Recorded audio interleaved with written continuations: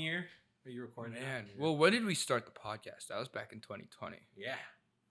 We started the podcast. It was when I first moved back. It was like August 20. No. Yeah, because that's when I moved back in. It was like August. No, it was I about meant the beginning of COVID. Yeah. Yeah, it was about August because I moved back in like June or July. We started the podcast basically the week my dad left for Korea, which is usually like he's back. He said July. July was when we started the podcast. That's when I hit you guys up, and Kendall and I were hanging at your dad's house for a little bit. Yeah, we were doing that. And I brought the pod mic, that little blue ball. I still have it. I still need to bring that back for you. Why the fuck do you have it? Because I don't have a mic when I want to play video games with everybody, so you let me borrow it. Oh, that shit works as an actual mic? Well, I just it's a USB mic, so it's just super easy to hook up. Like you don't have to have a. Yeah. But now I have the Bluetooth headphones. The one with the little thing. The Bose. I have Bose headphones. Not Bose. Sorry, Dre. I have Dre Beats because I'm privileged now. I got Bose. Bose are cool. Bose are amazing. I use Bose. I wore them into the ground. Well, my friend says you get a lifetime warranty on those things, dude. Yeah, it's crazy. You get a lifetime warranty on Bose. Oh, Best Buy. Yeah, it's wild. Just because the fabric that holds the foam comes undone sometimes. It does it for every headphone. Not my Beats. Oh, fuck. Dude, we've come a long way. We've come a long way. We started that podcast. I swear, I'll tell this story the same way every time. You were like, let's do a podcast. And you were like the fifth person that's come up with me. Now I've been asked to do another podcast about hentai. That's all other thing. But you were like the fifth person. Be like, let's do a podcast. We've been talking about it. We're entertaining as fuck. And I was like, sure, buddy. We could do a podcast. And you were like, where you at? Like, my dad's house. And you were like, you want to come pick me up and we can do the podcast? I was like, bet. Yeah. And we just recorded in the car. And from then on, we never looked back. But things have changed. Well, that was the thing. It was like, I had just moved back and I just got into our like Facebook Messenger group. And someone was like, I don't know how it got brought in conversation, but I think it was Charles who was like podcasts. Yeah. And I was like, I've always wanted to do a podcast. I thought about doing it in Arizona with my little brother, but we never had the gall to do it. Right. I'm down. And you were the first person to be like, well, if you get all the stuff and you set it up, well, I don't mind joining in. And I'm like, yeah, I don't mind showing up. And I was like, oh yeah. I was like, really? And you're like, yeah, why not? And I was like, okay. And you showed up and I was like, I didn't think he was going to do it, but okay. And it worked out. I mean, quite frankly, I'm glad we did it. Yeah. I'm so glad we did it. I like it. It's a good way for us to hang out, shoot the shit. Because, dude, we're all busy as fuck now. Speak for yourself. You're pretty busy. What have I been doing? It's just a great excuse for us to kick it during the year, yeah. Because, like, for me, I am very busy. Vanille's very busy. And you have your... I'm not saying you're not busy. But you have, like... I'm saying I'm not. Your priorities are directed towards your personal growth right now. Yeah, this is just one of the days where we can, like, come together, kick it for a bit, just talk about what we want to talk about. Honestly, straight up. Because, like, if I didn't have this, I'd be at the couch right now being like, oh, you played the new Puzzles and Dragons dungeon that just came out? I know you don't know what that is, but it's an old game that I found out like in high school. I just got back into it with Cassie. Yeah. But yeah, this has been, quite frankly, healthy. It really has. I mean, if you've seen the progression of it, man, our first few episodes, like, they were rough. Mm-hmm. They were rough in terms of, like, content-wise. We had to, like, just finding a comfortability behind the mic. You remember when we were doing this over at the office? The office? Oh man. We did the first few ones like down in the backyard. We did. That's right. We did. We did. We were looking for a spot for the longest time. By the pool. Yeah. We did that one with relationships where Benny just like chimed in. He literally just like cameoed himself in. Yeah, he just showed up. He spoke. Well, here's the thing about He's like, love is fleeting. And I was like, yeah, it is. That's right. He's like, oh, that's a pretty good perspective on it. And then we did those few guest stars at my mom's house. Oh, yeah, with Kristen, right? We did a couple in Reno. We did a couple. We did a good number.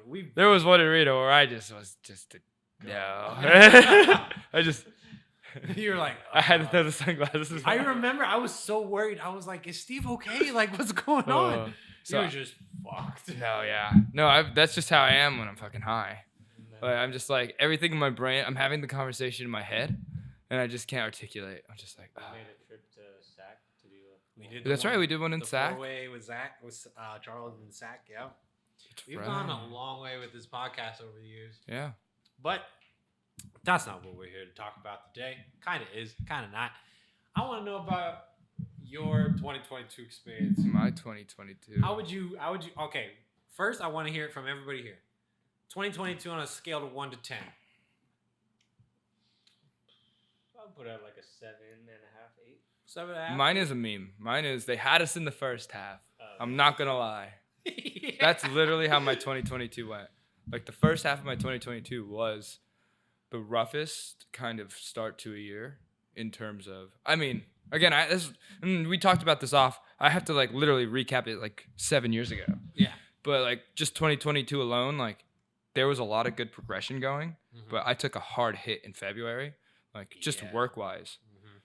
And building out of that, like now I've just taken like it was literally like that training arc moment in those in animes. You're you, like you finally took an L. And the you were time like, skip, yeah. I was like, I'm not gonna let him catch me a second time. No, I took them. Again, this is why I have to cap it back to 15 because I took L's left and right. Like You took if I'm being honest, your journey, I would say, outside looking in, 2015, you took that L hard, right? You went on a good, solid time skip, but then you came out of that time skip, L's hard. But then you went, all right, I figured it out this time. You took a little time skip, just a tiny one. Like, I swear to God, maybe like a month of time skip, and you went fucking crushing it. yeah.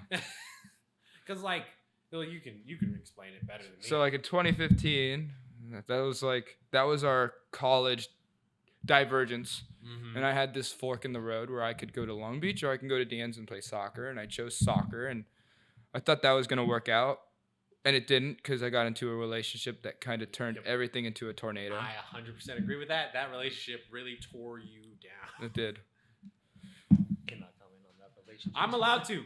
I'm allowed to comment as much as I I've fucking stayed want. back. Well, you were there. You were there for a long part of I it. was in the trenches. Yeah. I think we all were, though, in that Yes, moment. Like, we- we all had our own personal demons in terms of relationships going on. I was talking to Vanille about this. If you offered me $37 trillion, the entire wealth of the United States, and for that money you would send me back to who I was during Deanza, you couldn't. I wouldn't No. take the offer. No. I'm not going back. Without the knowledge I have now, no. No. No. With what I know now, If you threw me back with that, I would not make the same mistakes. That's all I'm you saying. definitely wouldn't But if you had the knowledge. No. Without the knowledge, without the knowledge, it's not worth going back it's to. never No. gonna be worth If it. someone was like, you're regressing, but you don't get to. Someone just like Men in Blacked you, Right. and they're like, okay, let's throw them back 7 years. No. Don't get me started. No. I was about to go somewhere with Men in Black, but we're not talking about that Yeah. right now. All right. And so, I mean, I left. I literally left California because like everything just kept spiraling downwards, and I was like, I can't. This is just a vortex of an abyss that I'm entering, and I need a fresh start. I need a new landscape. And honestly, I ran away from my problems. Like, I look back on it, and I was like, I kind of like cornered myself into like a fleeing kind of. I have to fly. I can't fight anymore. I have to fly. You're a fighter. You're a definite fighter. I was telling Vanille about in some this. cases, like getting away from negative situations is probably. This is the most logical choice. quite Well, I was having a conversation with a friend about this. And I was like, you got to know when you have to fly, right? Like this is art of war, like 101 right here. Like Yeah. if you can't win the fight and you know it's going to be like your totalitarian loss, like what's the point in jumping in? Right. You gotta know when to retreat or Yeah, this isn't a Viking death for me right now. I still got more life in me and I still have more fight to win a war. Like this is a battle I have to cede. Yeah. This is what separates us from the animals. Yeah. So I moved out to Arizona and same thing. Like I was like, all right, I have a fresh start. I can like recreate myself into who I want to be, and everything that people made me out to be in California was out the window because no one knew me in Arizona. Right. So I was like, I can actually reinvent myself, and I did. And then I took it to, again, another unknown of ASU, and that relationship number 2 wrecked my asshole really badly. I will say your arc over the CSU arc, I would say, was a wild one, my guy. Eat ass, what? Oh yeah. What was the Drink motto? fast and eat ass. Drink fast and eat ass. Wild. We that was the thing, is like there was so much progression, and like we became something in this place that was so large. Like it's one of the largest colleges in the country. And we became this little group that was just so well known among people. It was just like, how did we create this little mini kingdom of ours Right. where we have like a little bit of a following, people know us, and like we're not even a frat, we're nothing. We are a frat that has no association with the school, Right. and yet we're creating ourselves into this crazy thing. And I got kind of Julius Caesared. Yeah. We got betrayed into that. So that was like another like, oh, okay, like the people who were closest to me actually just were the ones that drew the dagger to my back. Right. I mean, but that always happens because you as a person, like you said, you're Julius Caesar. You're not here going like, oh, this is my big plan. Well, that was the thing. I didn't create this little thing. My friend had the idea of creating this he had this idea of creating a frat that wasn't a frat, and it was just a fucking joke frat. It was Alpha Sigma Sigma, if you know Greek alphabet. It Yeah. just spells ass. Right. Yeah. Like, that was like, it was just a straight meme kind of thing going for us. Mhm. And we started, I was like, okay. He was the guy he was the founder, right? He was the one who created the idea, but I was the one that was running with it. I was like, Right. let's fucking throw parties. Let's go wild. Like, let's Right. start bringing everyone in. Let's fucking make something of ourselves. Right. And we did. And then it became this thing where it became larger than what we can handle. It was more than you bargained for a little bit. Well, it was one of those things where it was like everyone saw that power grasp and they went, I want. Right. And I didn't see it like that. I was just like, we are a brother. This is a brotherhood. Right. And we are all going to be fucking kings. That's what I'm saying. That's what I was trying to say. I was like, you didn't look at it like, oh, if I get to this position within this group, then I'm war chiefing out here. Yeah. No, you were No, just it's having just a like- good time. It's like for the alliance, you know, Right, it's that kind of exactly. thing. And they were like, no, this is for the power. And I was like, Like, yeah. and so I left. I went back home to my mom's in Arizona, and I just like, again, tried to recreate myself. And I ran into a lot of dead ends. And there was a lot of similarities I saw in California that I saw in Arizona, where I was like, I don't know what I'm building a purpose for. And I had a breakdown then. I literally had one of the worst breakdowns I can ever have. And that just created a spiral of breakdowns. And my parents were there for it. And that was a tough time, because then I was like, okay. Looking back on it now, it was one of those things where I have a lot of unfinished business in California that has followed me into Arizona, and I need to figure that out first. Yeah. So I came back home, and I was not through the trenches yet. No. And that's where you guys kind of saw the California downfall of me, because I was like, okay, like I'm writing on Arizona. I built myself to this thing, and I'm going to take it back to California and try and conquer the beast that I couldn't. Yeah. And I got my shit mixed. Like when we first started the podcast, there was a lot of our episodes were very gloomy. If you didn't like, Oh yes. like the vibe that we were sending out in our conversations, like I think we dreaded school.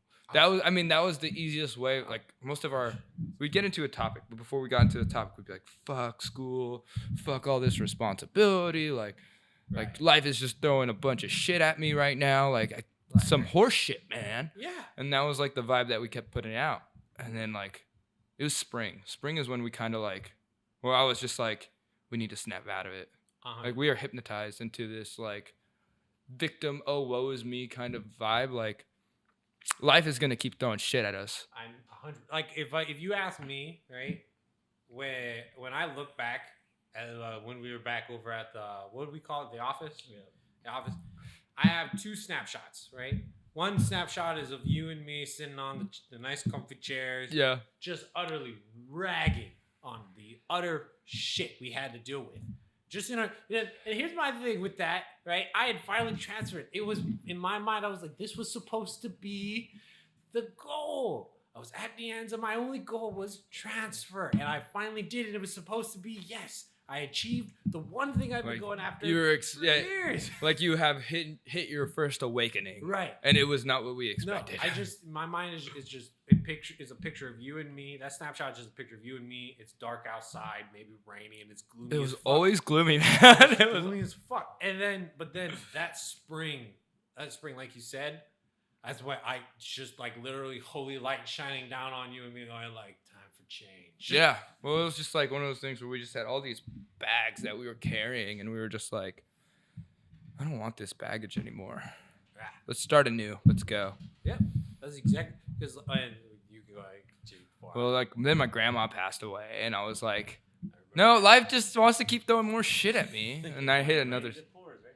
Yeah. Yep. Yeah. And that's another thing too, because when my grandma died, it was not nearly what it was for you, Yeah. which you threw But me you for a also loop. had, like, it was stacked stuff too. It was stacked, but like my grandma's death, and I mean this, if I'm being completely honest, Yeah, was she more lives of an further away for you, yeah. I used it as more of an excuse to be a certain way than actually deal with it. Because my grandma's death was bad, but I love you, but it was not nearly as bad as it was for you. Yeah. Well, she was the one that I was just like, who can I go to? 100%. She was that go-to person where I was like, when I'm lost, I mean, she's a like uber religious person. Yeah, And same here. My viewpoint on religion is very agnostically neutral. Yes. So I was like, I could talk to someone who has this who has an anchor point where I have zero, and she could figure out things with me. And I was just throwing these it's like, what's wrong with me? Like, why am I so fucked up? And I wouldn't tell her that because I loved her and I don't swear. you don't want to. But like that was essentially what I was going to. I was like, why am I the way I am? Like you as a woman of God, like, can you help me to figure this out? And she was never in a moment where she can be like comfortable. She was hurting, right? Yeah. She's close to a death point in her life. And even in that moment, she was just like, let's sit and talk. I'm just like, okay. She's like, you are the person who is just like, you see a keyhole and you want to look through the keyhole and keep looking and examine everything. And if you had a watch, you would be the guy to break down the watch to see how it worked. You just kept fidgeting with shit like that. And I was like, wow. I'm like, that's so true. Like, you are hitting things where I don't think about that, but you put it into a perspective where I can now be like, that is how I function. But I was like, why? It's just who you are. Yep. Like, just accept it and just roll with it and learn to build better strengths around it, and whatever weaknesses you have, like, compensate for it. I gotta say this right now. I think you and me. The reason why I think you and me mesh so well is because our grandmas. Yeah. My grandma was the same way. You know, she was Baptist, right? When she died, it hurt. It hurt, but like you said, when you look back at those words of wisdom that they gave us, it changes everything. Yeah. Like my grandma, the reason why I finally, like I was telling Vanille this, when I was at the end, I was suicidal for like a good while because I was just like, I don't know what's the point. I'm here and it sucks and I'm failing and it sucks and sometimes I just feel like I should just take my car, go 90 miles and hit a wall, right? No, me too. Yep. At the end, it's the same. Like, Yep. that was when I had to go see a psychiatrist. I had to go, like, they put me on antidepressants. Like, I was a severe case. Like, I didn't think it was that bad. But they were like, no, like, it's pretty severe. Oh, I didn't know it was that severe. I think you're fine personally. Now, Now. for sure. At that time, I didn't doubt it because I was having same thing. I was like, what if I just, like, walked into the highway? You know, I was Right. like, what if I just, like, Just end it. yeah, I was like, I used to bike a lot, and I was like, I'm just going to walk. Like, I just leave my bike at random locations, lock it up, be like, let's just see how far I go, and if I collapse, I collapse. So it's happened. Right. Diane did that for us. But then, like you said, right? Like you hear that with my grandma. Her piece of wisdom for me was, you are scared of failure because you don't think you're gonna go anywhere. I never doubted that you'd make it somewhere. Yeah. So you just need to recognize that about yourself. You need to recognize that, like, no matter what's happening, you're gonna make it. You just need to not give up. And that's why I was able to get over what happened when she died. Because like it was Same thing with your grandma. Like your grandma had what? If I can't recall. Was she dying or she was just old? No, she just was it cancer. She had to go through she did have to go through surgery, but that was like it. Like she was just having failing health at that point. Same thing with mine. Mine was she was trying so hard to fight. It was 3 different types of cancer: breast, lung, and brain.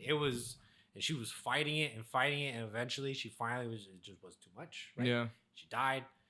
My only regret, again, and I gotta say this out of honor to my grandma, was I regret not picking up that last phone call. Yeah. She called me once when I was driving 17, and I was having a bad day. And I was just like, I just need to drive. I really wish I would have picked it up. But regardless, what I'm saying is like, that's why you and me mesh. Yeah. You and me hear those words, and we took them to heart. Like, and you took them to heart. Really, you have her Bible stand. I still do. It's right there. It's right here. Her cross. Her I have her. Yeah. There's a rosary. Yeah, right? dude, that thing's awesome. You're gonna keep that for the rest of your life. Oh, for sure. That thing's Jeez. fucking cool. Every time I see that, I'm like, that is the coolest rosary I've ever seen. It's amazing. I wish I had something of my grandma. My family came in like vultures at the end of that. I was mad. I was so mad. Me and my mom, we have a baggie. This big. All right?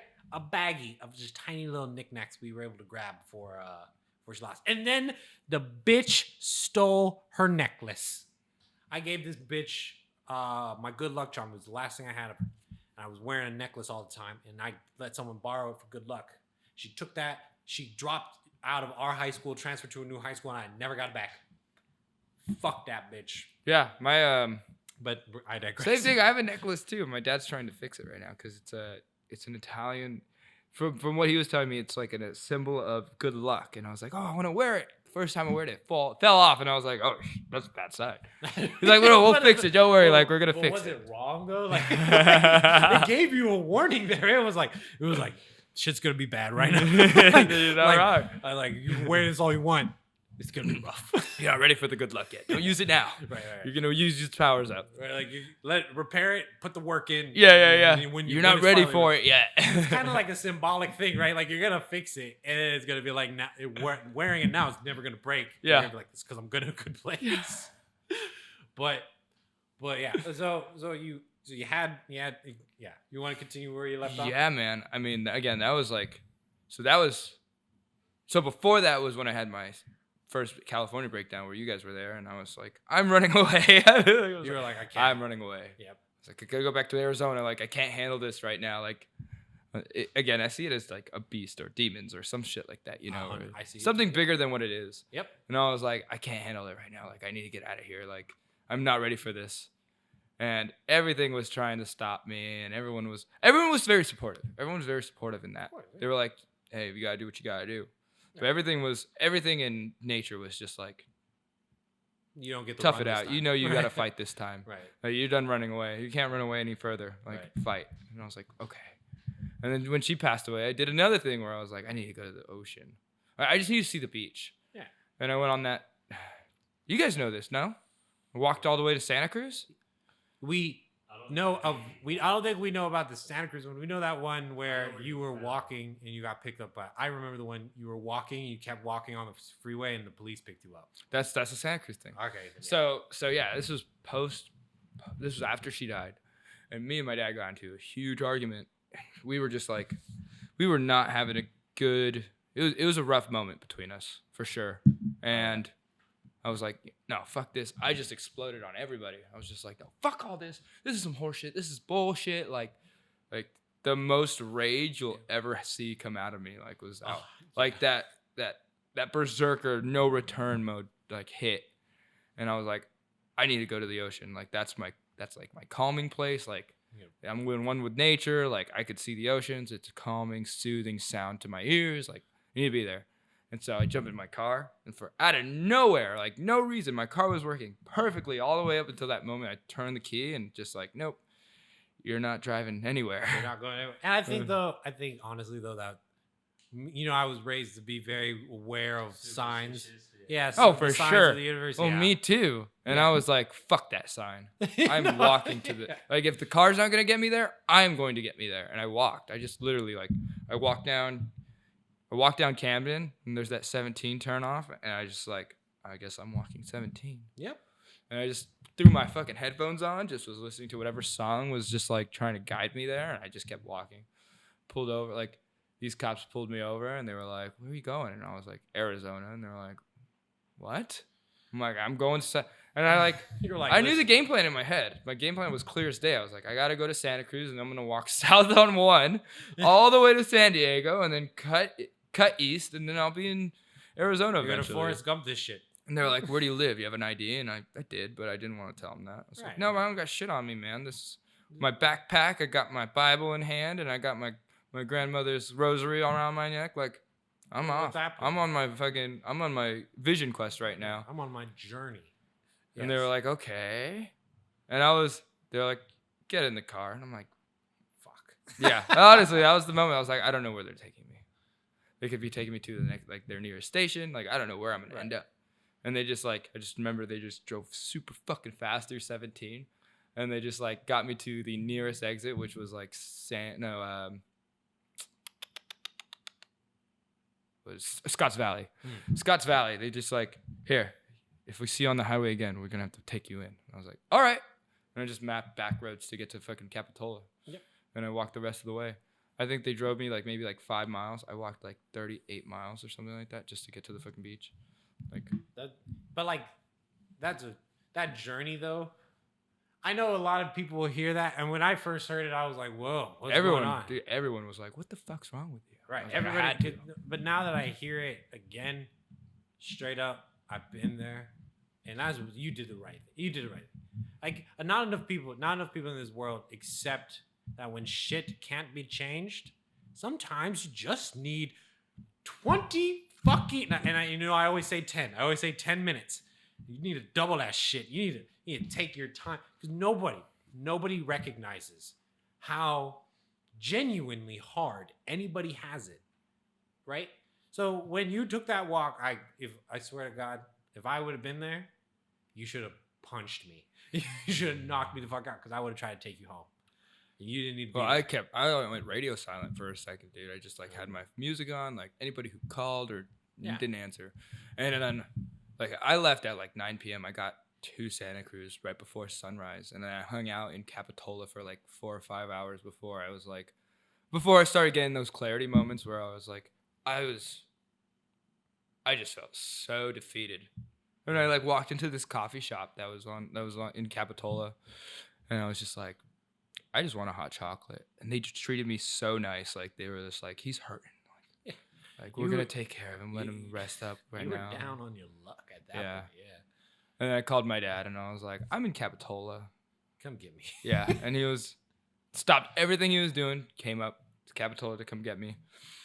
And like, it was one of those things where like, no one would really believe me if I told you this. Unless like, yeah. Like, cause like even my housemate Benny was like, "You walked all the way to Capitola?" I was like, they hear that and they hear like, "Oh fuck," like they don't see it for what it is. Knowing you now, what? I feel like after hearing his Ninja Warrior story, it's very probably. His Ninja Warrior story. No. Ninja Warrior story is crazier. No. Those are both wild stories. Like, you know how you used to come up to totally. me and be like, "My roommates don't think you're real." yeah, Right? I could tell that story and people would be like, "No." yeah, Like, no, that didn't exactly. happen, right. But But yeah, like, my dad picked me up in Capitola, and Benny was like, "So you were in Capitola?" I was like, "Yeah, I walked all the way over there." He was like, "I really don't know if I could believe it, but your dad said that he picked you up in Capitola, so I have no reason to doubt it." right. Like, how else did I get there? But like, I'm just saying, like, if I look at your Ninja Warrior story and that, I look at like two, how do I put it? Like, imagine you're watching One Piece, for instance, right? That was your life. You fought Kuma, and Kuma says, "Sit your ass down." Yeah. And you went. And so when you walk to Capitola, I hear that story and I go, "No, he needed to heal." And I healed you. When I hear the Ninja Warrior story, I don't see a man that needs to heal. I see a man with a mission. So like the Ninja Warrior story was like berserk, Yeah. and that one was like going to Marine Fort. Exactly. Both of them badass battles that definitely took a lot out of you, but very different meanings to both. It reset my mind for a sec. I was just And like, don't we all need that some days? yeah, man. I swear, I feel bad. I don't feel bad really. I just think it's funny because when you need to reset, that's what you do. You do crazy things that people would do. go, you're putting yourself in danger, Steve. How dare you? Blah blah blah blah blah. And when I need to reset, I'm like, Cassie, you need to lay your ass on that couch. I need to bury myself in your stomach. My face needs to just cuddle with you for 30 minutes, no words, just pure silence for 30 minutes. Well, there was a point I got to Capitola, and I was like, okay, if I'm going to keep going this journey, I have to get rid of everything. Like, I have to lose my backpack, I have to lose my phone, I have to lose my headphones, everything. Like, you go off the grid. it's just clothes. It's just clothes on my back at this point, and I Yep. just couldn't. Like, something was just like, nope, you need to keep this Bible. I'm really You need to glad keep this rosary. because if we had lost you, Yeah. life would be very different right now. But I mean, like, shit, bro. Trust me, when you don't know this, because I don't bring it up, because I don't make this recognition very often. You coming back changed my life. Flat out changed my life. Me and Vanille, we've had the same relationship since fucking 7th grade, right? If he wants, when we need to talk, we talk. Fine, right? We had that time. He brought it up at the last podcast. You remember when we were doing those vent, those vent days at my mom's house? Oh, yeah, man. Yeah. And I'm gonna start referring to them as therapy. They were. therapy They were sessions. straight therapy. Straight. I've never seen the amount of vulnerability between. Well, it was you. It was Chris was there too. We all just like threw it out there. Chris, Steve, Charles, Chris would you, still be on the me. FaceTime, so it'd really be us for it. Yeah. It's still Chris was fine. there in the early. Chris was there in the early moments, and then he kind of lost himself to the Nina phase. Yeah. And that's when you were like, "What the fuck's going on with this guy?" And then that's when we were like, "Wait a minute, there's a lot in us that we need to break out. Yes. There's a lot that we need to throw down." Yeah. I swear to God, I've never seen vulnerability between a group of men like that in my entire life. I've never seen it in. We were never down, seen. bro. It was bad. It was those were, and that was before COVID, by the Yeah. way. Like, if you're Well, watching, that was, like right out of high school. Just like It was identity though. Like we had this, like our high school identities were stripped from us, and we were like, no, like real life is coming, yes, and high school is not a thing anymore, and we can't use the identities we have in high school to propel us through what life is going to start throwing at us. right. So let's get over what we've been like cooping up since before high school, like where it all started, and let's try and figure this out for the better for all of us. And quite frankly, because like after that moment, that's when I made the realization. I was like, no, full transparency from here on out. I'm not gonna do this whole play the game, not show your hand card. No, full transparency. Yeah. If I can be transparent with you, you're someone I can have in my life. If Right. you're not, if you can't handle it, if you hear my story and you go, sucks to suck, bro. Like I'll laugh a little bit, no. Like I now know, like you guys, those therapy sessions fucking changed my life. They did. Fuck it. Well, for multiple reasons. And one of them is like, I see a lot of people, dude, like for me, I see myself always in the darkest part of the abyss. Everyone knows that abyss. And I'm like, Yeah. I've been to the deepest parts. So anybody who's been in the abyss, I can help because I've been to the deepest parts of those abyss. 100%. So where you've been, I have. And I've gone further. And guess what? It's not as bad. We'll get out together. Right. And like it's. I will boost you up first because I know how deep I can go and how much I can handle. I don't know if you can. I'm going to help you boost yourself up. Let's go. Come on. Get out of there. Yeah. I'll be here just ready. Just plant your foot right on my hands. We're going to lift you up. Nah, facts. I like me now, right? Since I'm still living in the dorms of college, I meet young people all the time that are just very much not even young people. Sometimes they're my age, and they're sitting there and they're like, I'm in a dark place. I don't know. Like the high school college transition is tough. It's really not. Yeah, It is. again. Especially if you don't have like a good sense of self. Yeah. Because it just breaks you down. Well, It our breaks high your school didn't do, environment. and that's the one problem with our high school is it didn't do any justice for those people, because we created these like groups and cliques that we really didn't belong in, or that we tried to morph ourselves into. Just to fit into like high school politics. Yeah, and then once you go into college, where that gets all reset, and no one really gives a shit because it's a bigger area now. Mm-hmm. You go, oh, I can't do what I did in high school and let it translate to college. Like I Now can't I'm lost. Right. Like honestly, I look at high school, and everybody's always like, "I got out of high school, I had all these friends." Blah blah. I had 3 friends, not including Cassie, right? Or actually, I had more friends than that. But there are 3 people that came out with me from high school, and that's Charles, Addison, and Amber. Those are the 3 people that were like, "We're your friend. Yeah. We're your friend. We're here," and they've been there since. I know Addison moved, but I still like his posts on TikTok. Make sure to like every single one. There was at all points like 1.5 for me. Yeah. It was like Nick and some other half of a person who Right. I was just like, Some, Chris kinda and friends. Sean was the half. Yeah. It was Chris and Vanille was the half, and then it was Vanille, and then because Chris went off to middle college, Yeah. and that was really it. I didn't have like I hung out with like Dennis and all those guys, but I don't think they considered me the friend. You know what I mean? They were all in their East Palo Alto kind of mindset.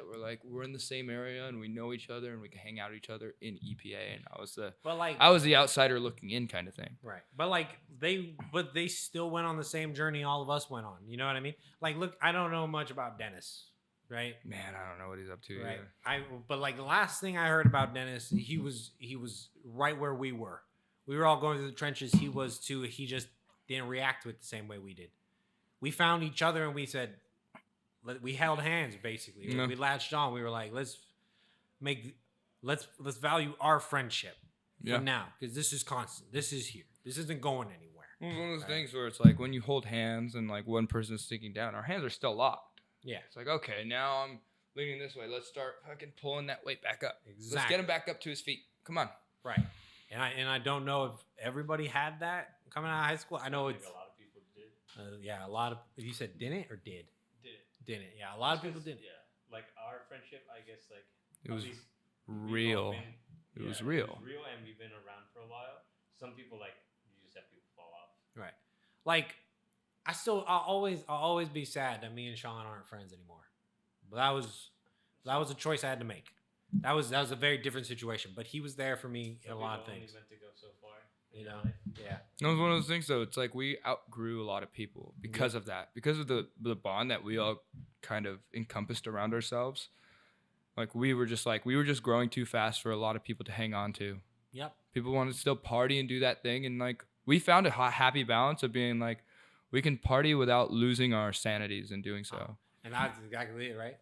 I call him Mr. Honey Badger, but when I was with Sean, when I got that DUI, and I know why I got that DUI, because I hadn't talked to Sean for a long time, and when I started talking to Sean again, I was like, I could be this guy, I could be the guy I used to be, where it's like throw caution to the wind and just fucking run with it, and it fucked me up.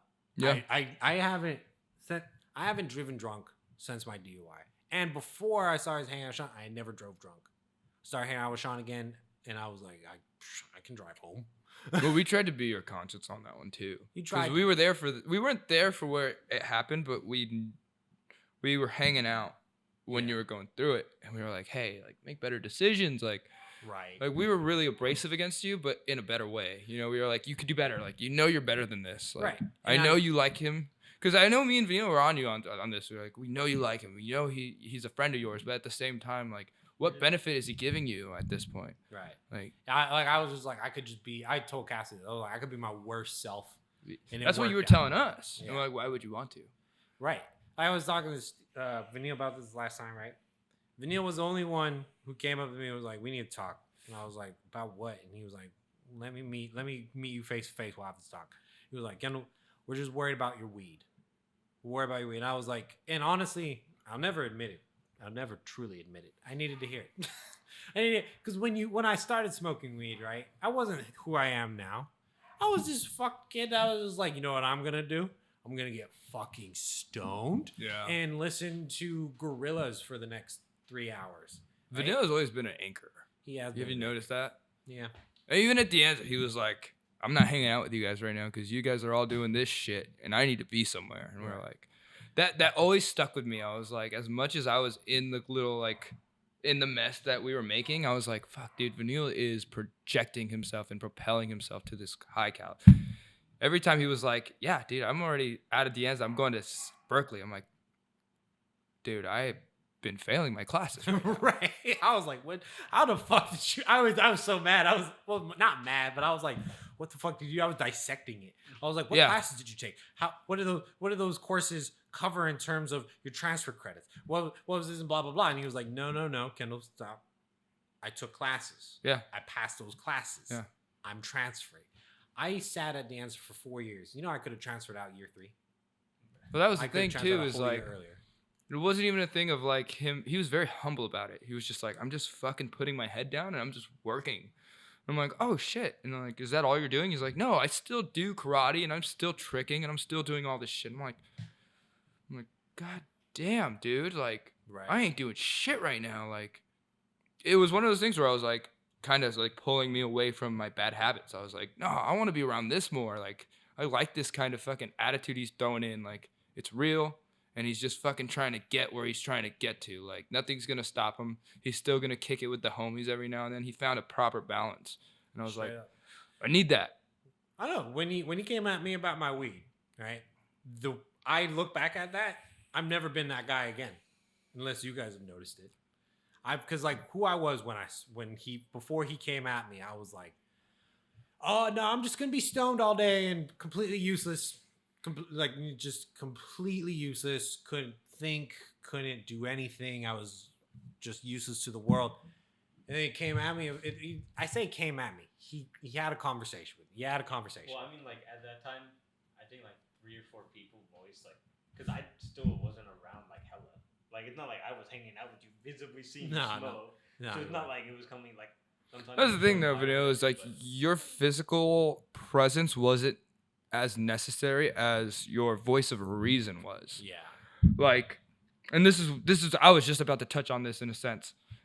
The problem with our group that we had before he was getting more involved with it is we were very bad at trying to direct people directly.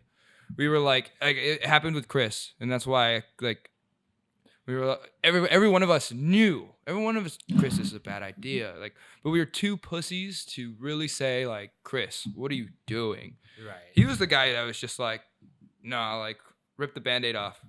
Chris, you're fucking up. Yes. Kendall, you're fucking up. And I Charles, was. what are you doing? Steve, you're better than this. And it was like that slapped across the face where you're like, no, really, what are we fucking doing? 100%. Because I started smoking weed at 21 when it became legal, right? And then he has that conversation with me. What happened? Next year, I transferred out of De Anza. Next year, and I was like, and I still smoke weed. I still smoke weed, right? But you helped me realize there's like a balance.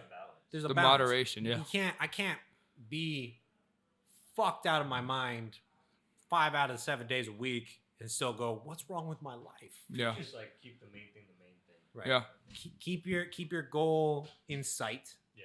Keep everything out in weed. Great, cool. In moderation, it's always nice to let the load off, right? But like after you had that conversation with me, I stopped doing what I was doing. I used to keep the mints, and that was before they regulated weed, right? So I keep the mints and the pipe in my car with a lighter and a bag just in case. So you don't want to toke up between classes, everything. And then he had that conversation with me, and I was like, okay, you know what? Fine, let me give it a shot. I threw everything away. Went a couple weeks, didn't smoke, and I was like, no, I really want to smoke. But then what did I do? I was like, well, let me go ahead. What needs to be done? Homework, tests, classes. Get that shit out of the way. An hour or two before I went to bed, I was allowed to get a little high. And then I went to bed. Well, Vanille has this crazy accuracy thing where he goes, like, he is Mr. Troubleshoot, where he sees our group and he goes, what part of our group needs the most emphasis? Because I was like, it doesn't say much to me, but at the time, you were having a lot more issues that were more like direct to approach. Yeah. You were he was like, no, I have to focus more on this Kendall situation and get him out first before I can focus on something else. Like, priority number one is this guy. All right, he's kind of back on his feet a little bit more. Now Charles is a priority. Okay, let's get him to where he needs to get to. All right, now it's my turn. Vanille did this great thing of being like, no, I have to put you guys off to the side and deal one at a time, because if I try and shotgun shell this, it's not going to work, and I'm going to get 0 results, or it's going to be too slow of a progression. Everybody's going to be like, okay, Vanille. He was just like, no, I got to go for one target. Just like he did at DNC. He's like, I am hyper-focused on this thing until it is done. And once it was like, oh, I see the progression going well, now I can start refocusing on something else that needs a little more attention. I got to ask you this question. Just full honest. Do you think you pulled yourself out of the trenches and then you took that knowledge and went, let me help them? Or do you think like it was actually like we helped you in a way that we just haven't noticed and you went, I get it now? And you just kind of found that answer before everybody else and you went, I can help them now. For Dianza, I think for me it was two things. One, it was before I got to Dianza, someone was just like, they had went to Dianza and they're like, oh, getting classes at Dianza is hard and you'll be stuck there forever. And I always hate when people put like absolutes on someone. So I was just like, that's not gonna be me. So that was already in my head. But after the first quarter, I got straight B's, and my dad was basically like, well, you're just doing the same shit you did in high school and middle school and elementary, where you're just getting enough grades so that you don't have to try super hard in class, and like you can just coast. But he was basically like, if you just keep doing this shit, like if you end up homeless, that's on you. And I was like, I'm not gonna do that either.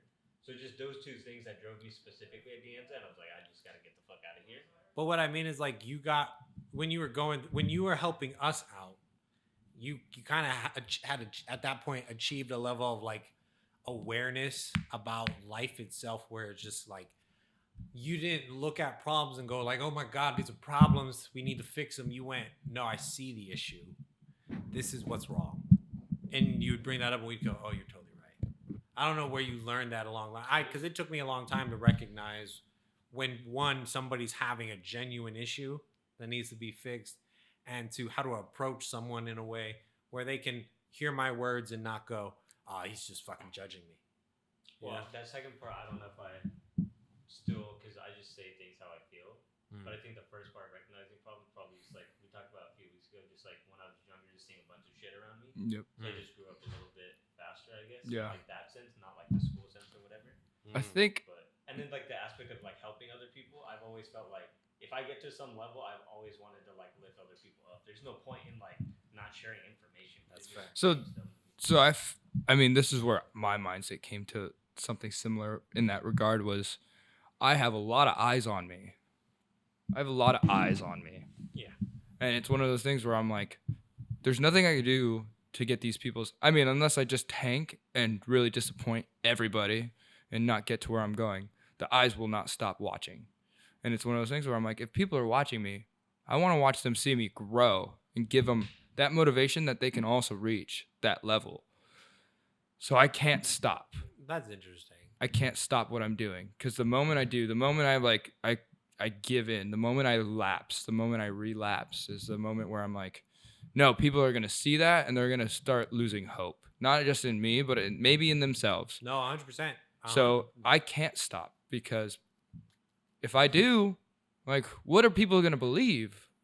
Like, I've been through shit. I've been through hell and back more times than I can think of. And I'm like, okay, if I can go to hell and back and still be on my feet and still be pushing forward and fall on my face and get up again and keep going and fall again and get up and keep going, what does that message kind of portray to people? It means like where I end up, I'm going to be proud. I have to be, because there's eyes on me, and I want them to feel that they could do the same, that when they fall down, they can get the fuck up too. When they fucking think they've hit a wall, they're going to break down that wall.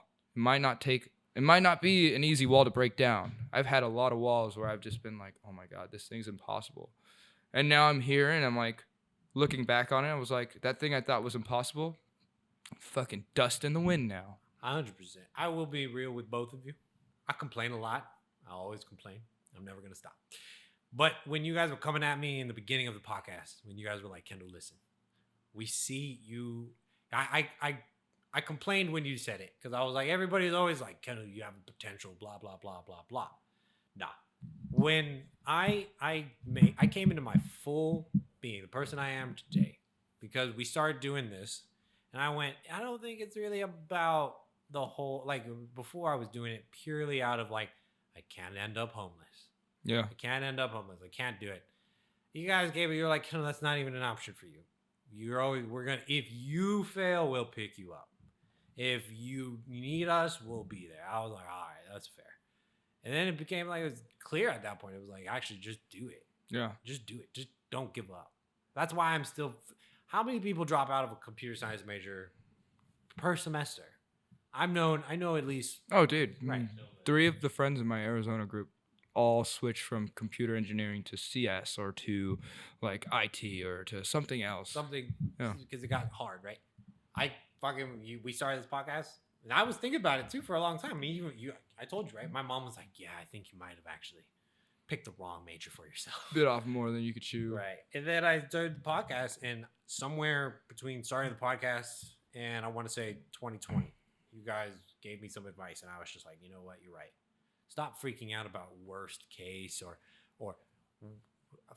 stop freaking out about how hard it is to stand back up. Just stand back up. Just keep moving. And you did that. And also another thing you did, which really helped my relationship with Cassie, was when you started working at the bar and you were like, college just wasn't for me. And you did college for a long time. You gave it a good shot, and you recognized it was doing more harm than good. And I was like, okay, so you're not doing college anymore. You're like, nope, I have my own goal. I have my own plans. That helped me out a lot because when Cassie started working instead of doing college, I was like, so I graduate and you're going to go back, right? Like now that I'm going to be able to provide for the household, you're going to be able to get that education. And she was like, I guess. Yeah. So that's what, if you need me to. And then you start working at the bar, and I was like, I get it now. Well, that was the thing, is I was fighting that for the longest time because I was just like, I don't know if this was the right call to make yet. I was like, I don't know if staying in this was the right call. And as I kept working, I was like, I don't want to go back. Like there's a part, like it was recent too, like maybe in the last like 4 months, I was like, I think I want to go back to college just in case. And I was like, no, it's not for me. It really isn't for me. It wasn't built for me. I'm not built for this system of college. I'm not built for this education system. Yeah. So I was like, no, I have to, like, I'm true to this now. Like there was I think deep down, I knew I was like, this was never for me to begin with. And now I'm like, no, I could start telling people instead of being like, no, I might still hang on the fence. Because I get that question a lot. Are you still in school? I'm so happy to tell people no. Yeah. Because I'm like, no, I'm happy where I'm at. I love what I'm doing. And I'm very thankful that I'm not planning on going back. And you know this for a fact. That was an obscure concept to me for a long time. Yeah. Remember my whole life? But a lot of people, because we were indoctrinated to believe that college is the answer. And I was like, and that's why I hung on the fence for so long, because I was like, is it the answer? I don't know. Like, I really don't. I need to figure this out. And I've learned that it's not the only answer. It's never. I'm only getting my degree now because I'm here. Where I'm at, I'm here. I'm right there. My classes that I'm going to take next semester aren't hard enough for me to go, I can't do it, especially when it's the last 5. But you went to the point of no return. Right. So, like, there was the free soloing movies that Alex Honnold did. And they always talk about, oh, that's the point of no return. He can't climb down now from here. For me, I've always hung at that point of return. Yeah. Where I'm like, I could drop down from here because I haven't really committed into a major. That's why I kept switching. Because I was like, I don't know if this is the major for me. I'm not ready to commit to it yet. Let me swim around real quick. Let me see if there's something more suited for me. And I was just like, no, I'm going to climb down from this because this is not a mountain I want to conquer. Not that I can't. I just don't want to. It's not going to give me any benefit to conquer this mountain. You got it. He can cue in on this too. I'm saying that we're the guys that will fall down and we'll get back up. And we know that our fucking like elbows are scraped and we're bleeding and we're hurting, but we won't say anything about it. We won't say the pain sucks. Kendall's the guy to complain about it, but he still gets the fuck up on it. He's the guy that like leans on the fence where he's like, oh, I fucking fell down. I really don't want to fucking get up, but I know I fucking have to, and I will, and I do. Like he touches on a lot of people who also fall, and a lot of people fall on that fence where they're like, man, I fell down, and you know what? I could just stay on the ground and just like lay here for a while before I get up. Kendall's the guy that's like, yeah, I'm gonna lay down 2, 3, 2. I have to get the fuck up now again. I have to go and fucking keep going because my journey doesn't end here. But like, and make sure you guys know this. A lot of that getting up though is because of you. You guys, I voice my complaints to gauge, really, because like if I complain and you guys went, actually, yeah, that's fucked, I would get the fuck out of there. Then I can go, cool. I don't need to do this anymore. It's funny. That's why our dynamic works though, because you're gonna gauge on us, and we're always gonna tell you to choose the hard path that we all know is the right path. Yes. You're gonna be like, yeah, this did happen. Please tell me that I can give up here. Right. And me and Vanilla are always gonna be the guys that are like, no, keep going. And I will. You got more in you. You know you do. I know. I always know. That's why I say like we're like wolves right at this point. You know, because like when you're a pup and you hurt down, it's like, oh, it sucks. But now we're wolves. Now we're people that are like, no, we keep the hunt going. We do what's necessary for the pack. We don't get to go ahead and say, oh, I broke a fang, I'm just gonna go ahead, lie in a bush here, die. You guys go. Shoo. No, we are very much like, no, we're gonna keep moving. Because the pack moves. Yeah. We're not gonna abandon the pack because it's hard. And that's the thing too. And that's what I wanted to touch on as well a little bit, is that you said prior to us tuning back in that like we've changed. Yes, we have, and no, we haven't. Yes. So I've always told people this. I'm like, deep down to our core, we know we are still who we are, to the core. The things that we change are the things that we need to change about ourselves. So there's a part of us that changed, and yet we are still the same thing. Yes. Like there's nothing you could ever become, Steve, that would make me think you're a different person. Right. You're definitely not the same person you were back at De Anza. Right. None of us are. But we're still who we are. Yeah. Ultimately, and I know that's random and it's hard to understand if you don't really know who we are, but we have grown stronger and we've taken that strength and we've just returned it to the group. We've taken our knowledge and our experience and we've been like, now as a collective, we're stronger for it. Because now when someone falls down, like if I ever fall down, right? Like my job thing, I'm going to have to start looking for jobs soon, right? You guys know my opinion on that. You guys know I'd rather be a stay-at-home dad. I've dreamed about being a stay-at-home dad. It would be beautiful. But ultimately, what have I always said? It would be nice, but it's not what's best. Yeah. It's never going to be, it's not, yeah, maybe one day when me and Cassie have savings and, you know, security and everything, one of us can take the break and it'll be Cassie because she's earned it. But I know for a fact that you guys would never, if I really was like, no, I'm going to be a stay-at-home dad, guys, and you guys saw how that was the wrong decision, you guys would not be like, okay, go ahead, be a stay-at-home dad.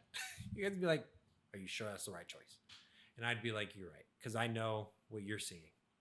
And yeah, and that's why I complain still, though, because I just want everybody to know. I was like, this is what I would like. Yeah. But ultimately, I know what's feasible. So I saw this thing, and it was the strength of the individual is the group, and the strength of the group is the individual. Uh-huh. And it's very true. 100%. It's like that weird thing was like the strength of a chain is its weakest link or whatever. Yeah, exactly. It falls in line with that for sure. Right. But yeah. The difference of that is the rest of the chain can help strengthen that weak point. 100%. And vice versa. Once that weak point gets to that strength level, it becomes the group. Mm-hmm. But separate that into individual, even the strongest part of the chain is still the strength of the group. You know what I actually think is kind of something really wild that you guys showed me, and I never even considered this ever in my life before really getting close with you guys, was how interesting it is when your friend group is there to actually challenge you to become a better person. I feel like, I don't know about like other people, but for us, we didn't look for people who are doormats. We didn't, I mean, I don't know if we actively looked for people who were yes men. Pretty much a doormat. You still challenge us. Like, I was a doormat in high school. That's a fact. And I know you weren't there. But here's the thing with relationships. I had a talk with a gym friend of mine, and I was saying that any form of relationship, I hope to be challenged in whatever way. It's going to promote growth for the personal and for the relationship as a duo or as a trio or as the group, whatever number it is, right? I look for that in a, like, that's why I shed off a lot of people that don't promote my growth, that don't challenge me. We were talking about just girls, because obviously it's something that guys talk about, right? It's a big conversation topic with men, yeah. But he was just like, I can't date a girl who's not at least on my level of intellect. And I put that in kinder words. Yeah. but it's true. Like, for me, I can't talk to someone who is a doormat because they're not challenging me in any way, shape, or form, right? Like, I don't think anyone can challenge me physically right now. No. But if you're going to promote my growth and stimulate me intellectually, and then at the same time, you also do have some form of way to, challenge me physically, that's awesome. And I would rather have that where I'm feeling challenged in the relationship, which is going to promote me to grow and be stronger, be better, be more of a person, be more responsible. Like, I'd rather have that in just a general relationship, not even talking about like a couple or but any relationship. If I can have that form of like challenge, then I welcome it every day of the week. Yeah. Like, me and Charles probably have this the most because we went to high school together, really. But when we went to high school together, oh my God, straight up, it was like war brothers. We were like I, even to this day, I check up on his status just to know that, like, if he's falling off, I need to make sure he gets back on. And if I feel like I'm falling off, I need to know if I should get back on. And Charles is that guy for me, really. I mean, you guys are too, but like, what I'm trying to say is, like, when I call Charles now, right, it's a whole thing. We just go like, it's like we unzip and we open up our chest and we inspect each other. We go, you're good. You're good. You're good to go. We zip back up. We go, cool. We can keep moving. Well, that's the best thing about our group too, is the versatility of it. It's like, if we went to war, we have all the tools. I feel we're not all a sword. No, we're not. No, but sometimes we need shields. Sometimes we need spears. We need those archers. Yeah. Like, we do need all aspects, and we have that. If I see something where I'm like, if I see a group and I'm like, I don't think we could take them. I don't think I personally could take them myself. But with the right strategy. No, it's like, but I have Kendall. Yeah. He could probably take them on in a different path. I have Vanille, who can also do his thing to do something that I probably could not. Yeah. I mean, that's another thing about our group is there's always one of us that can handle something. Like, there are definitely things I know I can handle, but I can always call you. And like, I tell this story all the time. Remember? I do. It was your birthday, and I'm like, Steve, I can't get this oil filter out of my car. I don't know what I'm gonna do. I'm gonna have a car. I'm gonna get towed. It's gonna be a whole thing. You're like, I'll be there in 5 minutes. Yeah. Showed up. We got that thing out in 5 minutes. And you were like, cool, you're good to go. I'm gonna head home. And I was like, happy birthday, bro. That was it. That was it. Now, if I did not have you there, I would have been like, shit. I would have called this guy. He would have been like, I don't know what I'm gonna. You, word for word, you would have been like, I don't know what I can actually do, but I can show up and maybe help. You like to put that disclaimer sometimes. But like with the job thing, I've been talking to you about it the most. I've been like, what do you think? Because you're in an industry that's closer to my industry than most. Well, and I've done research for other people. Right. Yeah. You've done a lot for a lot of people, and I'm just like, you gave me the recommendation for Angel. Yeah. That's not something I couldn't go to Cassie or Charles or even Chris for that stuff. But I can go to you. Our group has that weird dynamic. Now, where I lie on that dynamic is a crapshoot. Sometimes I'm the most useful person you could ever need, and sometimes it's just was the wrong call to pick me. I think it's also dependent on who's asking. Like, I don't think it's the wrong call for me or Steve anymore, just because we'll get the most out of you. Yes. I don't know if everyone else will get the same out of you. Definitely not. Well, that's the thing too. So, I play this game on my phone where it's a rock, paper, scissors kind of game. Like, fire beats ice, ice beats grass. So that kind of dynamic, right? And like, you could build all three if you want, but it's a long process to do so. So instead of building all three and being, like I said, like too spread out in all three, I'm going to let this guy be ice. I'm going to let this guy be fire, and I'll be the other one so we could cover each other's backs.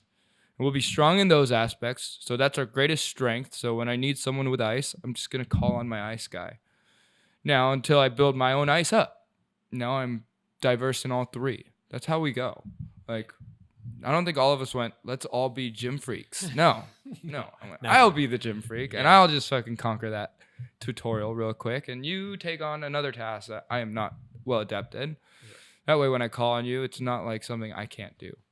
If it was something gym freak related, I should be able to do that myself. 100%. But if it's not, if it's outside of my bubble, then I'm going to be like, Kendall. I'm more of a technical guy. Sure, exactly. Yeah. But at the same time, as I call for your help, now you are helping me to promote my technical skills. Wait, who do you mean by Wade also? Oh, yes. I thought he was talking about our old boss. I was like, I knew where your brain went. I mean, you said tech guy. Yeah, but I was like, technically our old boss. Tech guy and he's talking about like physical stuff. Yeah. I haven't gone back to Kim Possible a long time. I am 100% Wade. Yeah. 100% Wade, Kim Possible, and Ron right here. But here's the thing, too, is like Wade knows that. So, okay, we'll go to the Kim Possible analogy, right? Wade has this high intellect, and he's just like, this is what you got. This is the game plan. Yeah. Now, I'm not going to be dumb and be like, I'm just going to rely on his game plan the whole time. No, I'm going to be like, okay, I've gathered more information. Now I'm building my intellect, too, while he is reinforcing his. Right. And at the same time, maybe I could provide him some strength boost when it comes to that time. Right. And I'm not going to get into it because if I start trying to figure out who's who in Kim Possible, it's going to be a whole thing. Because ultimately, at the end of Kim Possible, when fucking Ron became the Monkey King, there's that whole thing. But I don't know which of us would be Monkey King material. And don't forget about Rufus. Rufus fucking the G. Yeah. Regardless. But you're right. We each have our own skill set. And that's what I said earlier. Like, it's like Power Rangers. It is.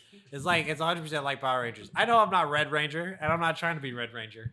Because ultimately... But the thing is, too, is like most of the Power Rangers, no one really like... No one is like... To be Red Ranger. Like, they know who the Red Ranger is, and they kind of know... It's not like a power struggle. No, yeah, there's no... It's a leadership thing in Power Rangers. They all are on like the same baseline at a certain aspect. It's just who wants to take the point of leader. Right. It's like who's going to make those hard choices. Yeah. And I know I wouldn't want to be the guy who has to make those hard choices. I'm not going to lie. I was Red Ranger for like 7 or 10 years of my Halloween career. You were...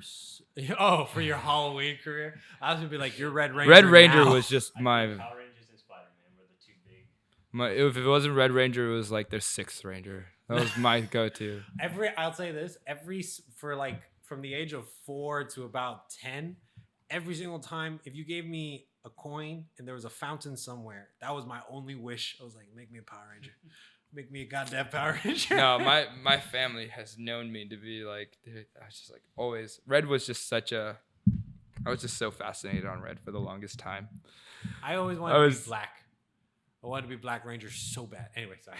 No, you're good. Yeah, I was just like Red Ranger. Like, I don't give a fuck which series. I'm Red Ranger. Like, that was... I still get made fun of that around my family to this day.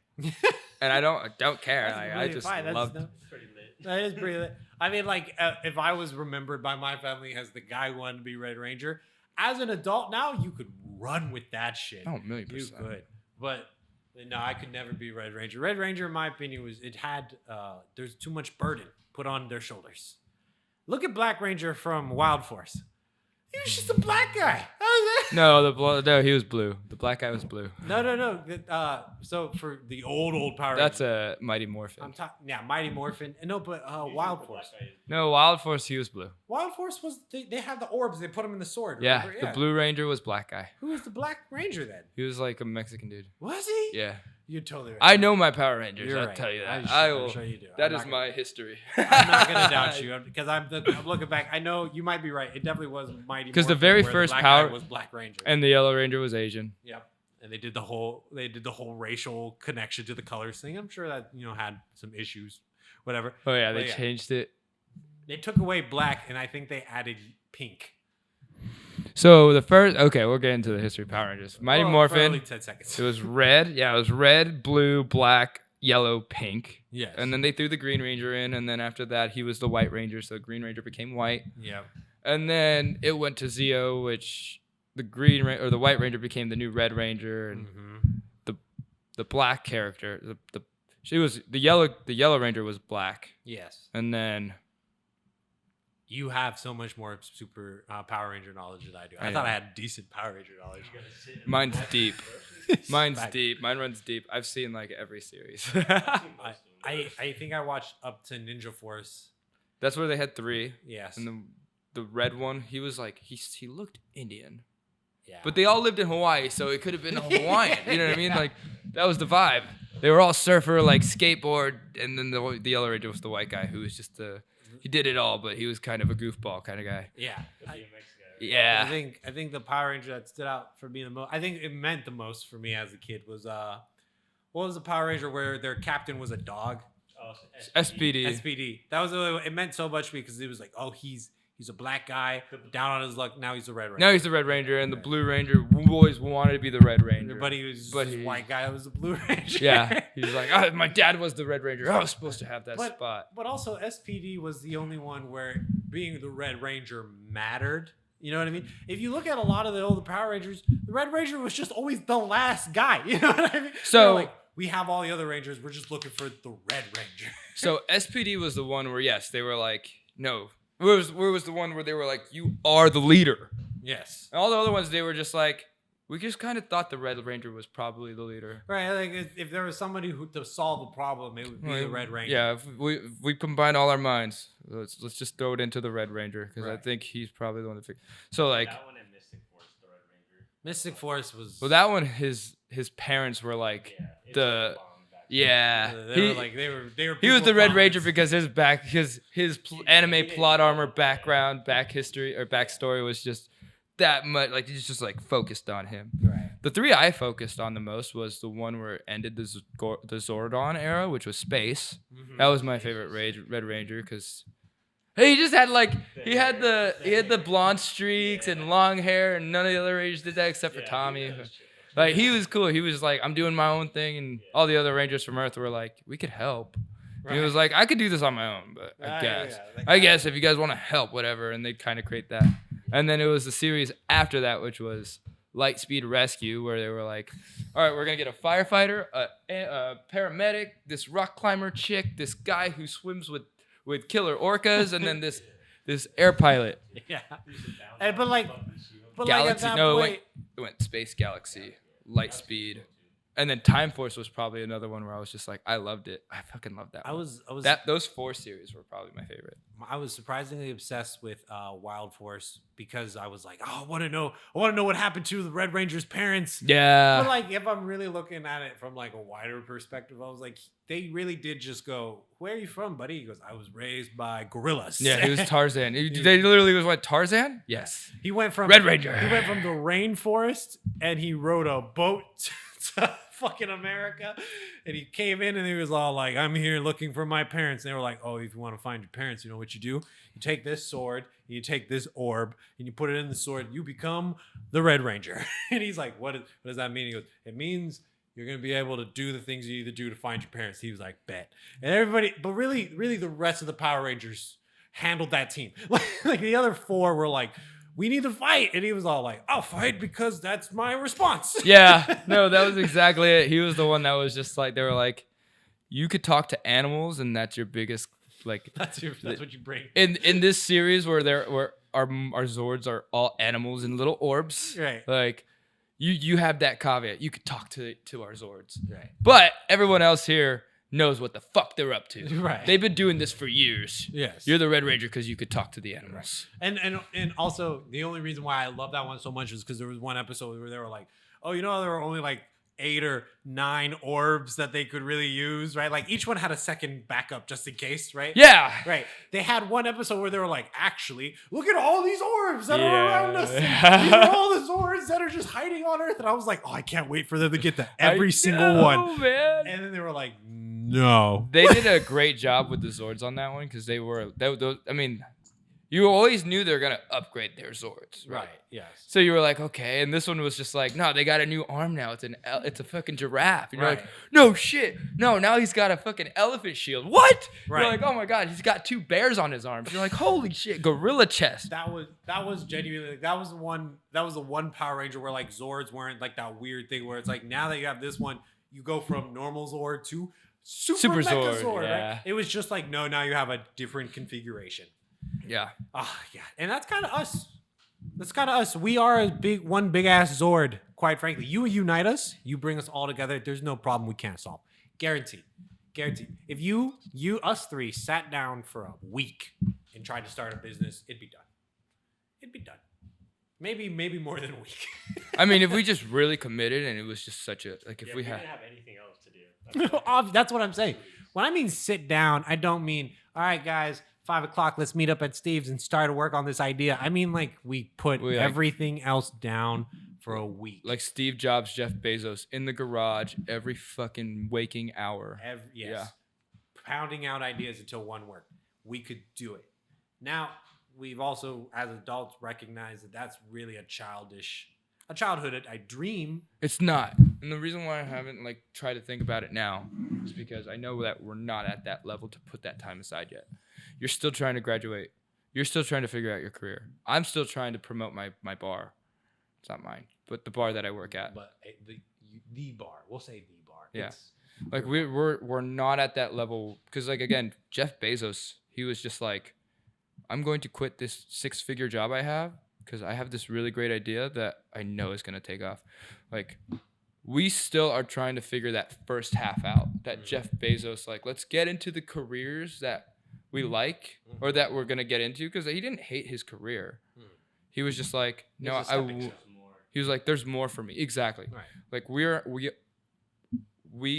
I think we have progressed faster at that point where we're like, there is more for us, but let's get rid of the food on our current plate already. Yeah. Like, let's get rid of that first. Let's eat that meal first. And then once we get hungry, we're going to get hungry. Let's go after the big things that we were really, let's go after the fine feast that we were really trying to go for. Right. But let's just handle this first shit real quick because you haven't graduated yet. I don't want to butcher you now. Yeah. Because you're already, like, I want you to have his mindset and stay focused on one thing, and that's graduating and getting your career and getting. Right now, I think you're doing all this just to get people off your back, and that's cool. That's a great reason why to do it. Because the more people on your back, it's a lot more weight to carry when we go into this idea of, like, let's start let's start creating like I said, I've been saying this a lot. Let's start creating our empire now. Yes. Now, when you have too many people on your back, when you're holding that Atlas stone on your shoulders, like, it's not easy. It's I mean, like, my thing too is it's just like I would love to do that, but you're right. I do have too many people on my back going like, Kendall, where's your degree? Where's your stable income? Where's your retirement plan? Where's this and that? And I go, all right, well, like you said, let me focus on getting the degree. I'll get the degree. I'll get the job. I'll get the money. Fine. Once that happens, everybody who's worried about me is gonna very much be like, cool, he's fine. Now, what's next? Well, and this is the thing, is what I see. And this is just from a lot of bar experience. I know, like, the people I'm really close with, the people I consider regulars, I know what they're, like, experiencing to the point where I can, like, I know what your priorities are right now. Like, you're trying to get married. You're trying to start that going. That's a business in and of itself that you're trying to start up. Yes. I'm not going to be like, hey, let's start something else up. No, you have this thing you have to promote first. Right. Like, promote that. Same with you. Like, I'm just like, okay, I know what you're very headstrong and focused in on something right now, and you're spending a lot of your time trying to help others out. Like, wait till we get to that point where everyone that you're trying to get on their feet go, and once you have more free time, then we could start, like, all right, now let's put some more time aside to really dedicate ourselves to what we can triple head ourselves into. I think like this May, June, it's gonna be wild. It's going to be insane. But that's the thing. And that is the whole point of this episode is, like, we are here at this point now. Like, we have gone through so many trenches that they're just little hills at this point. Like, they're just little hiccups. Like, any trench that's thrown at me now, I'm like, dude, I've gone through it in the last 7 years. Like, this is cakewalk to me now. Straight up. Let's fucking go. We are One Piece. We did our first however many arcs, and now One Piece begins. That's kind of it, right? Like, we have now started to hit, like, Wouldn't say we're in our final form, so I don't think we ever should say that. But like, there's more gears in our system that we have yet to kick up. Right. I'm one of the Super Saiyans. Straight up. Right. I think we're right now we're Super Saiyan 1. Maybe I'm Super Saiyan 1. I would say you two are Super Saiyan 2. Right? But then that's the thing, right? Is when Goku hit Super Saiyan 1, Vegeta went, "That's possible. I'm going to commit myself till to the brink of death to get to that, at least that level, if not further." Right. And he did. And now right? look at them. Because Goku had that stupid heart problem, or like he had The heart he had disease. that disease was out of commission, and that was the only reason he was like, I gotta step up. "These guys are cake, bro. If you didn't have this heart disease, you should handle it. I will handle it and show you exactly what I mean." Right. I think it's. I also like. I just think. Fuck. What was I thinking? I dropped it. Damn it. Not Super Saiyan. It's. I guess it was similar to it. But yeah, like I remember. I always thought it was funny too, because if you really look at the relationship between Vegeta and Goku, everybody's always like Goku's stronger than Vegeta, guaranteed. Not yes and no. Yes, because Goku approaches every single fight with a different mentality than Vegeta. Vegeta from the get has been what? I'm gonna be equal to Goku. Goku's never once compared himself to anybody else. Right. He's always been like, I'm the guy. Right. I'm me, and I'm gonna kick ass. I was talking to someone about this too, and it was along the same lines. Goku is focused on just being stronger and fighting the strongest, and Vegeta is the Prince of Saiyans, and he goes, "This guy has to kneel to me because I am the prince. I am going to be the king. I need all my subjects to kneel. Any Saiyan has to kneel to me. I am the king of Saiyans. Yeah. So I have to be stronger before I can tell him that." Right. But he's just, but then that became, but then he kind of like stopped trying to be the whole, like, I'm the Prince of Saiyans. And now he's just like, no, I'm going to be just as strong as Goku. Yeah. And that's the only thing, because, he has that family and he's yeah, he in love. chose a different path. He went, I want to have a family. I want to raise kids. And at the same time, I'm still going to be strong as shit. Right.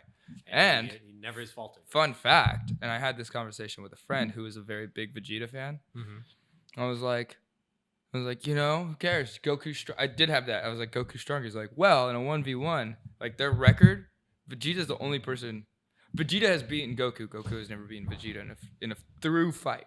That's actually fair. That's true. So I was like, oh. And I literally had to fact check it because I didn't believe it. But, is that true? I didn't know that. Yeah. That's actually interesting. And it's funny, though, now, too, because it's just like, he did beat Goku, but he knew Goku was stronger now. And he's just like, oh. How we go. Yeah. So, I mean, we kind of went off the rails a little bit, but the whole idea was there. Yes. Like from where we all connected, we were at a pretty low point, and I could say that based on my own experiences, I was at a very, very low point. We all were. And it didn't seem like it was getting any higher. And now I'm at this point where it's just like I don't see a ceiling anymore. Yeah. I'm going through the roof. 100%. But there's no roof anymore. Yes. Like I'm just going to the stars. It's wild to me now. I look at my future and I go, I can do anything. It's no longer a dream anymore, dude. Like we're no longer like we aren't dreaming anymore. Is a good way of putting it. Yeah. They like, chase your dreams. We're not dreaming anymore. No. Like I think about I say this to myself at least once a day. I say the only thing stopping me from achieving whatever I want is just starting it. That's the only thing stopping me. The moment I start it, I could do it. The journey of 1,000 miles begins with one step. Yep, exactly. And we have been stepping. We have. And our pace is going faster. Like time has been accelerating as we get older. That happens with everybody. Yeah. But our minds are keeping up. Yeah. If anything, they're ahead of our steps. Straight up. Honestly. Just keep stepping. I was looking. It's funny. Like, I'm still glad I'll always be, and this is because I have everybody in my life right now, but like I'm not that guy that hears something great happened. Like in Livermore. Do you know what happened in Livermore the other day? I told you last week, actually, I think. Livermore research facility for fusion made a breakthrough. Yep. Yes. I didn't hear that and go, wow, that's so great on them. I wish I could do that. I went, how do I get in there? How do I get a job over at the Livermore research facility? I didn't stop and say, well, maybe I should get a degree in physics before I do that to put some random bullshit, condition so that I can achieve that. I went, I looked into it. I was like, could I apply? Where could I apply? How could I get in? And it all starts with me just starting. Yeah. And Wrap it with this little analogy from Finding Nemo. Because I said, just keep stepping to remind me of just keep swimming. Right? They had the mask. They knew where they didn't know where P. Sherman 42 Wallaby Way, Sydney was. Yes. But they knew that it was the end point of where they needed to get to. Yes. And the only advice that Dory had was just keep swimming. Yes. I will remember our end point. We just have to keep swimming. We just have to get there. We see our endpoints. Maybe not. But we see far ahead. Oh yeah. All we got to do is just keep swimming. We will. And we are. And we're on the right path. We got out of that abyss. Now let's go to see our fucking little Nemo. Let's find our son. And on that note, it's been a good episode. It's your boy Waffles. Happy New Year's. It's your boy Maui. Happy New Year's. And it's Bambi. And it's Bambi. This is Couch surfing. Couch surfing. Peace.